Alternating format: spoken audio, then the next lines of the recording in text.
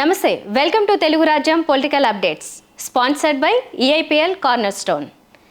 YCP ఘోర ఓటమి తర్వాత పరిస్థితులను బేరీజు వేసుకుంటున్న అధినాయకత్వం ఏం చేయాలన్నది ఆలోచన చేస్తోంది. ఎందుకు ఓటమి పాలు అయ్యామని చూస్తే అనేక రకాలైన కారణాలు కళ్ల ముందు ఉన్నాయి. అయితే అన్నింటినీ పరిగణలోకి తీసుకునేందుకు అధినాయకత్వం సిద్ధంగా ఉందా అన్నది ఇక్కడ ప్రశ్న. ఎందుకు అంటే కొన్ని కఠినమైన వాస్తవాలు ఉన్నాయి, అవి అంత తేలిగ్గా జీర్ణించుకోలేనివి. ఇక్కడ అదే జరుగుతోంది.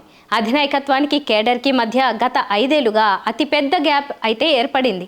ఆ గ్యాప్ అన్నది భర్తీ చేయడానికి కూడా వీలు లేనంత అగాధంగా మారింది. దానికి కారకులు ఎవరు అంటే అధినాయకత్వం అని రెండవ మాట లేకుండా చెబుతున్నారు. ఎక్కడైనా పార్టీని కేడర్ని పట్టుకుని నడిపించాల్సిన అధినాయకత్వం గత 5 ఏళ్లుగా ఉదాసీనంగా వ్యవహరించింది. కేడర్ బేస్డ్ పార్టీగా కాకుండా కొత్త ప్రయోగాలు చేస్తూ పోయింది. మధ్యలో వాలంటీర్లను జొప్పించింది. వారే తమకు వారధులు సారథులు అని భావించింది. చివరికి కొత్తగా మధ్యలో వచ్చిన వాలంటీర్లు మధ్యలోనే పోయారు. కేడర్ ఆశలు చిత్తు అయ్యి పక్కకు పోయింది. దాంతోనే వైసీపీ ఘోరమైన ఓటమిని చవి చూడాల్సి వచ్చింది. అయితే ఇప్పుడు ఏమిటి కర్తవ్యం అంటే కేడర్ని దగ్గర చేయడమే అని అంటున్నారు. కేడర్ని ముందుకు తీసుకుని నడిపించకపోతే ఇబ్బంది అని అంటున్నారు. అయితే ఇప్పుడు కేడర్ని దగ్గర తీసుకుంటే వారు వస్తారా అంటే అదంతా సులువుగా జరిగే పని కాదనే అంటున్నారు. వారు బాగా హర్ట్ అయి ఉన్నారు. దాంతో వారిని సముదాయించాలి, పార్టీ మీదే అని చెప్పాలి, మీకు నేను ఉన్నాను అని భరోసా ఇవ్వాలి. ఇదంతా జగన్ బయటకు వచ్చి చెప్పాలని అంటున్నారు.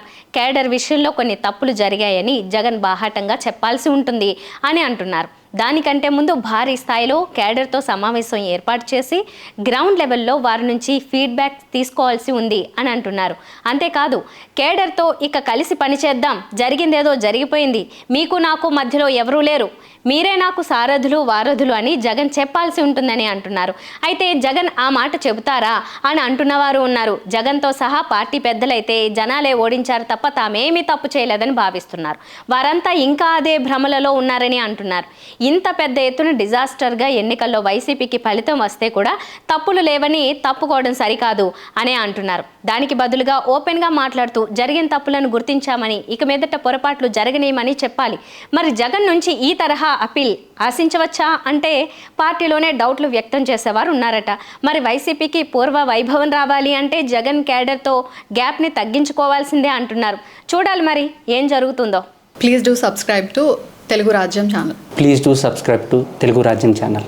Please do subscribe to Telugu Rajyam channel. Hi అండి, నేను మీ ఆర్పీని, నెల్లూరు పెద్దారెడ్డి చేపల పులుసు ఓనర్ని. మీరు తెలుగు రాజ్యం అనే ఈ యూట్యూబ్ ఛానల్ సబ్స్క్రైబ్ చేసుకుని మంచి మంచి వీడియోలతో వస్తారు.